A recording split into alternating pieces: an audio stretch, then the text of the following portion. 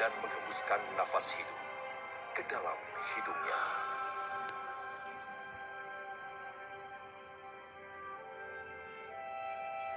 Allah Maha Pengasih menciptakan laki-laki dan perempuan menurut gambarnya, agar ia dapat memiliki hubungan dengan manusia.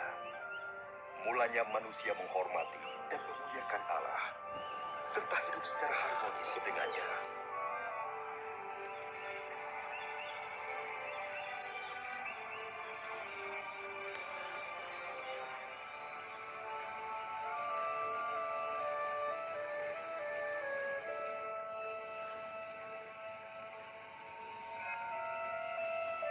Sampai pada suatu hari, iblis mencobai perempuan itu untuk makan buah terlarang. Dan dia juga memberikannya pada laki-laki itu. Sebagai akibatnya, manusia memberontak terhadap Allah dan mengikuti jalannya sendiri.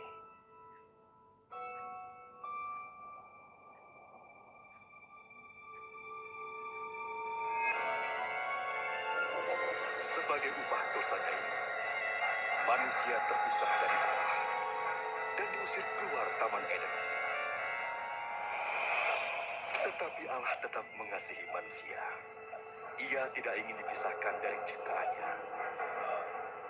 Namun bagaimanakah Allah menjadi kudus dan sumber keadilan yang sempurna jikalau ia tidak menghukum dosa? Di dalam kitab sucinya, Allah menyatakan rencananya untuk menyelamatkan dunia dari hukuman. Orang yang pertama kali mengetahui rencana ini adalah Abraham.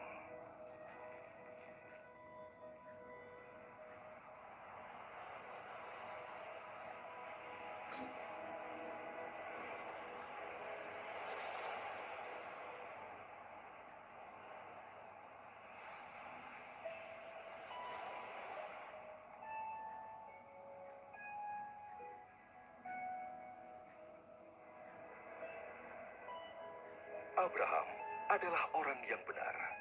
Allah berjanji untuk memberkatinya dan menjadikan keturunannya sebanyak pasir di laut dan bintang di langit.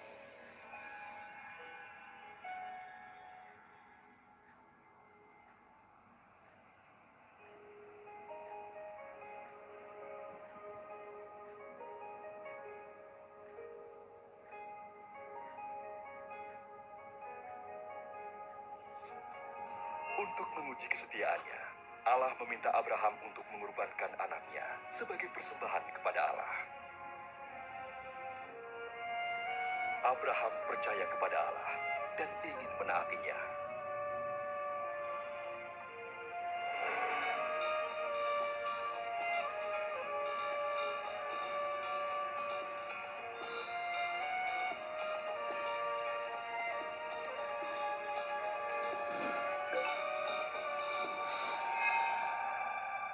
Tapi, ketika ia mengangkat pisau untuk membunuh anaknya, malaikat Tuhan menghentikannya. Malaikat melihat Abraham takut kepada Allah dan ingin menaatinya. Kemudian, Abraham melihat seekor domba jantan yang tanduknya tersangkut dalam belukar. Ia mengorbankan domba jantan itu sebagai pengganti anaknya.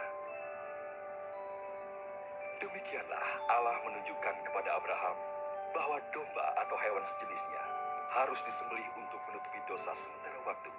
Sampai pada suatu saat, Allah menyediakan kurban yang sempurna untuk membayar dosa manusia. Dosa yang dapat memisahkan manusia dari Allah diganti dengan kurban yang memulihkan hubungan mereka. Kitab suci memberitahukan tentang seseorang yang telah datang dan menjadi kurban yang sempurna untuk semua dosa manusia. Sebagaimana domba jantan menggantikan anak Abraham, demikian pula ia yang datang ini menggantikan manusia sehingga dosanya diampuni. Banyak orang menyebutnya Al-Masih. Ia datang untuk mendamaikan manusia dengan Allah sekali untuk selama-lamanya.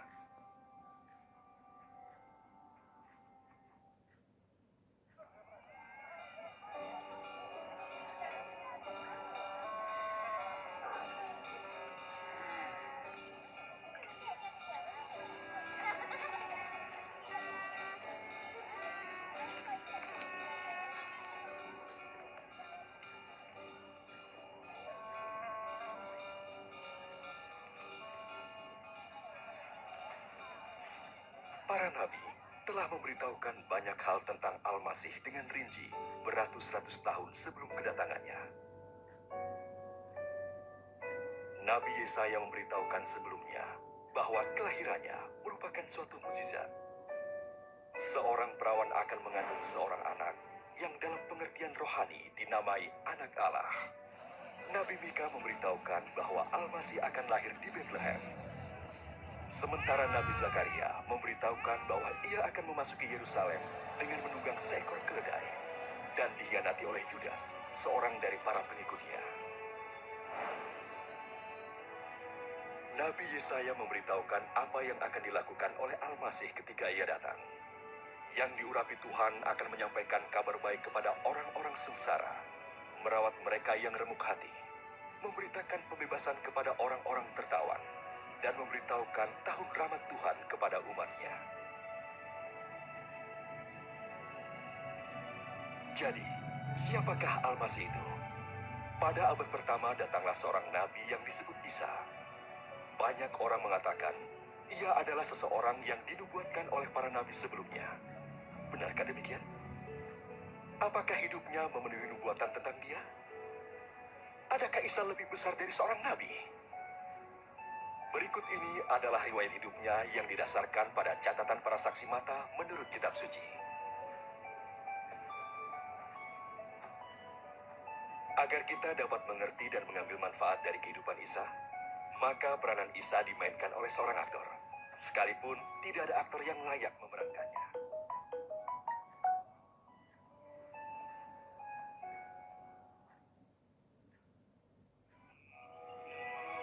Theophilus yang mulia, semua peristiwa ini kutuliskan padamu, supaya engkau dapat mengetahui tentang kebenaran yang sesungguhnya.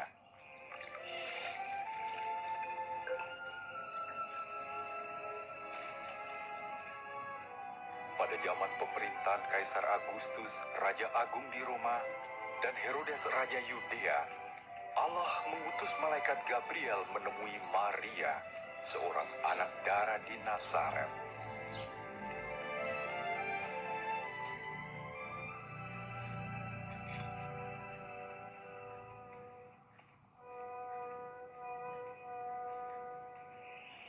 Jangan takut, sebab engkau beroleh kasih karunia dari Allah. Sesungguhnya engkau akan mengandung dan melahirkan seorang anak laki-laki dan menamai dia Yesus. Bagaimana mungkin? Aku masih perawan. Roh Kudus akan turun ke atasmu, dan anak itu akan disebut Anak Allah yang Maha Tinggi. Kerajaannya tidak akan berkesudahan. Maria pergi ke Yudea mengunjungi Elisabet saudaranya yang juga mengandung secara ajaib. Elizabeth, Maria. Maria. Diberkatilah engkau di antara semua perempuan dan juga buah kandunganmu. Ketika salammu ku dengar, anak yang ada dalam rahimku melonjak kegirangan. Jiwaku memuliakan Tuhan, dan hatiku bergembira karena Allah Tuhanku.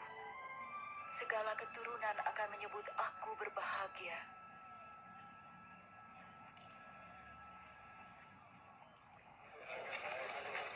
Hai penduduk Nazaret, Kaisar Agustus memerintahkan diadakannya sensus penduduk di seluruh wilayah Galilea dan Yudea. Setiap orang harus mendaftarkan diri, masing-masing di tempat kelahirannya.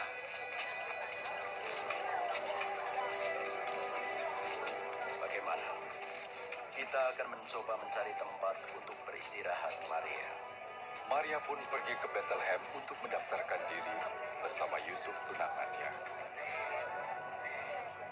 Ternyata tidak ada tempat menginap bagi mereka, kecuali sebuah kandang yang hina.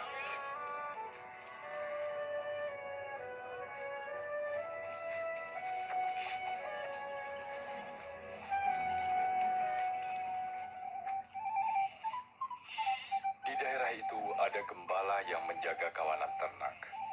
Tiba-tiba malaikat Tuhan berdiri dekat mereka, dan kemuliaan Tuhan bersinar atas mereka. Hari ini telah lahir bagimu juru selamat, yaitu Kristus Tuhan di kota Daud.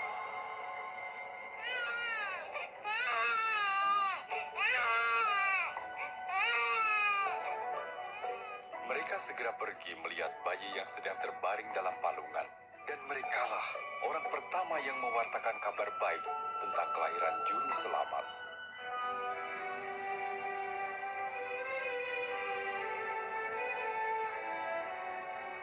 Ketika genap 8 hari, bayi itu disunat dan diberi nama Yesus. Yusuf dan Maria membawanya ke Yerusalem untuk diserahkan kepada Tuhan. Di sana ada Simeon, seorang yang baik dan saleh, yang telah menerima janji bahwa ia tidak akan mati sebelum melihat Kristus. Tuhan, biarlah hamba-Mu ini pergi dalam damai sejahtera-Mu.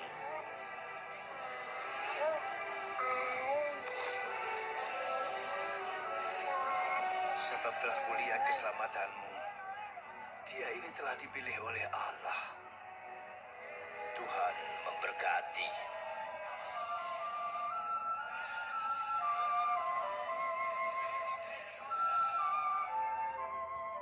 Setelah menyelesaikan ketentuan hukum Taurat di Yerusalem, mereka kembali lagi ke Nazaret.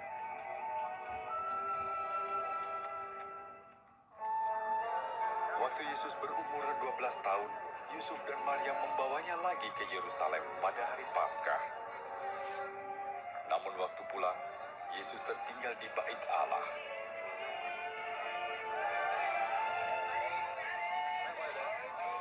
Mereka kembali mencarinya dan menemukan Yesus sedang duduk bersoal jawab dengan ahli Taurat dan tua-tua. Anak ini luar biasa. Dia dari Nazaret dan tertinggal di sini. Kami minta maaf. Semua yang mendengarkannya kagum.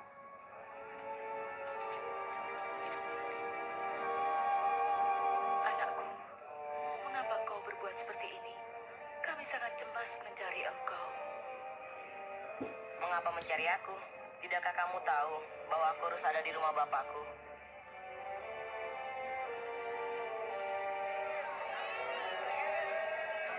Yesus pulang dengan mereka ke Nazaret. Ia bertambah hikmat dan besar dan makin dikasihi Allah dan manusia.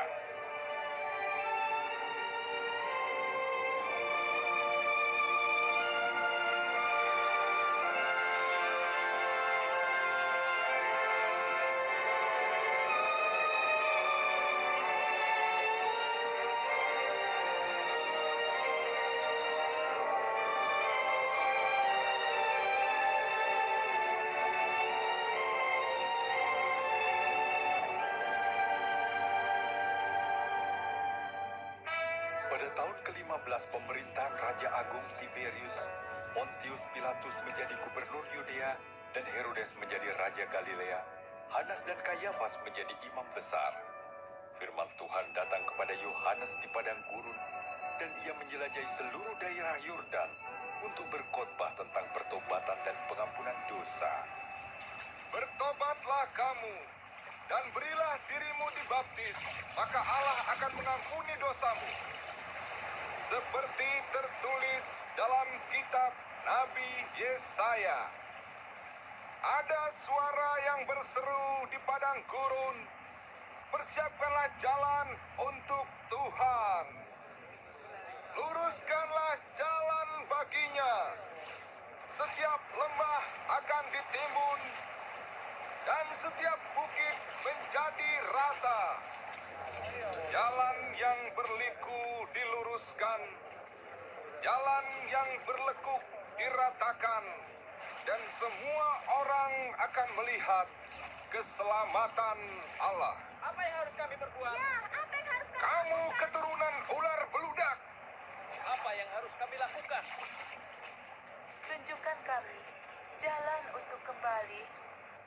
siapa yang mempunyai 2 helai baju harus memberikan 1 pada orang yang tidak punya.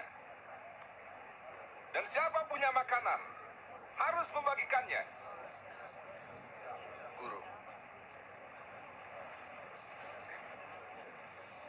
Kami ini penagih pajak. Bagaimana dengan kami? Jangan menagih lebih dari seharusnya. Bagaimana dengan kami? Apa yang harus kami perbuat? Jangan mengambil uang orang dengan paksa. Dan jangan juga kamu memeras mereka. Cukupkanlah dirimu dengan gajimu.